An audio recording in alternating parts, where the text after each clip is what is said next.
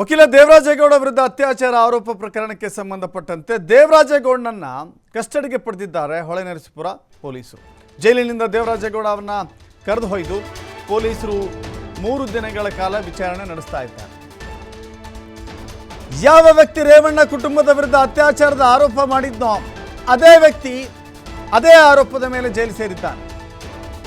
ಈಗ 3 ದಿನಗಳ ಕಾಲ ಪೊಲೀಸರು ವಿಚಾರಣೆ ನಡೆಸ್ತಾರೆ. ಡಿವೈಎಸ್ಪಿ ಅಶೋಕ್ ನೇತೃತ್ವದಲ್ಲಿ ದೇವರಾಜೇಗೌಡ ಅವರ ವಿಚಾರಣೆ ಆಗುತ್ತೆ. ನಿನ್ನೆ ಜೆಎಂಎಫ್ಸಿ ಕೋರ್ಟ್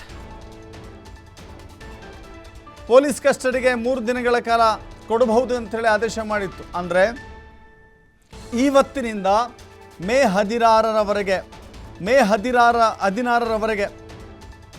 ದೇವರಾಜೇಗೌಡ ಪೊಲೀಸ್ ಕಸ್ಟಡಿಯಲ್ಲಿ ಇರ್ತಾರೆ. ಹಾಸನ ಸೇರಿ ಇತರ ಸ್ಥಳಗಳಿಗೆ ಕರೆದೊಯ್ದು ವಿಚಾರಣೆ ಮಾಡ್ತಾರೆ. ಪ್ರಮುಖವಾಗಿ ಇವರ ಮೇಲೆ ಇರುವಂಥ ಆರೋಪ ಏನು? ಮಹಿಳೆಯೊಬ್ಬರಿಗೆ ಲೈಂಗಿಕ ದೌರ್ಜನ್ಯ ಎಸಗಿದಂಥ ಆರೋಪ ಇವರ ಮೇಲಿದೆ. ಮಹಿಳೆಯೊಬ್ಬರ ಜೊತೆ ಫೋನ್ನಲ್ಲಿ ಕಾಮಕೇಳಿ ನಡೆಸಿದ್ದಾರೆ ಎನ್ನುವ ಆಡಿಯೋ ಇವರದ್ದು ಅಂತ ಹೇಳಲಾಗುತ್ತಿರುವಂಥ ಆಡಿಯೋ, ಆನಂತರದಲ್ಲಿ ಆಕೆಯ ಜೊತೆ ನಡೆದುಕೊಂಡ ರೀತಿ, ಆಕೆಯೇ ಖುದ್ದಾಗಿ ಈತನ ಮೇಲೆ ದೇವರಾಜೇಗೌಡನ ಮೇಲೆ FIR ದಾಖಲಿಸಿದ್ದು. ಇದೀಗ ಪೊಲೀಸರ ಕಸ್ಟಡಿಗೆ ಒಳಪಡುತ್ತಿರುವಂಥ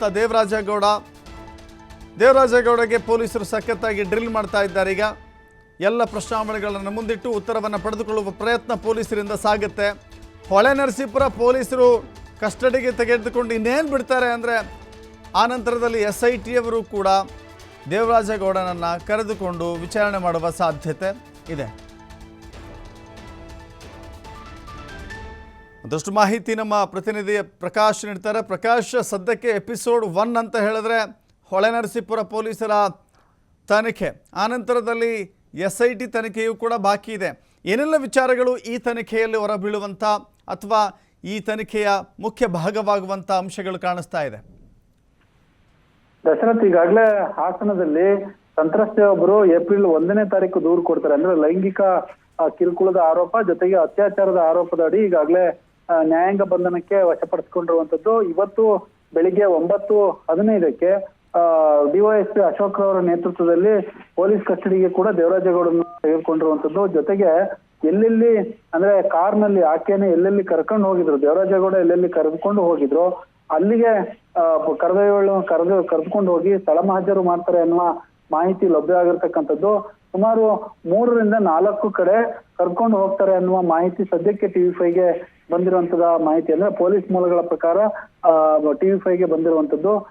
ಆಕೆಯ ಜೊತೆ ಫೋನ್ ಸಂಪರ್ಕದಲ್ಲಿ ಇದ್ದಂಥದ್ದು, ಜೊತೆಗೆ ಆಕೆಯನ್ನು ಕಾರ್ನಲ್ಲಿ ಕರೆದುಕೊಂಡು ಎಲ್ಲೆಲ್ಲಿ ಸುತ್ತಾಟ ಮಾಡಿದ್ರು ಅಲ್ಲಿ ಏನಾದ್ರು ಲೈಂಗಿಕ ಕಿರುಕುಳದ ಆರೋಪ ಏನಿದೆ, ಈಗ ಆರೋಪ ಹೊತ್ತಿದ್ದಾರೆ, ಯಾವ ಜಾಗದಲ್ಲಿ ಲೈಂಗಿಕ ಕಿರುಕುಳ ಕೊಟ್ಟರು ಅನ್ನೋದಕ್ಕೆ ಸ್ಥಳ ಮಹಜರು ಮಾಡ್ಲಿಕ್ಕೆ ಈಗಾಗಲೇ ಪೊಲೀಸ್ ತಂಡ ರೆಡಿ ಆಗಿರ್ತಕ್ಕಂಥದ್ದು. ಇವತ್ತು ಬೆಳಿಗ್ಗೆ 9 ಗಂಟೆಯಿಂದ ಮೇ 16ರವರೆಗೆ ಅಂದ್ರೆ 2 ದಿನಗಳ ಕಾಲ ಈಗಾಗಲೇ ಪೊಲೀಸ್ ಕಸ್ಟಡಿಗೆ ಕೂಡ ಈಗಾಗಲೇ ದೇವರಾಜೇಗೌಡರನ್ನ ಕೊಟ್ಟಿರುವಂತದ್ದು. ಹಾಗಾಗಿ ಸಾಕಷ್ಟು ವಿಚಾರಣೆಗೆ ಒಳಪಡಿಸ್ತಾರೆ ಎನ್ನುವ ಮಾಹಿತಿ ಲಭ್ಯ ಆಗಿರ್ತಕ್ಕಂಥದ್ದು.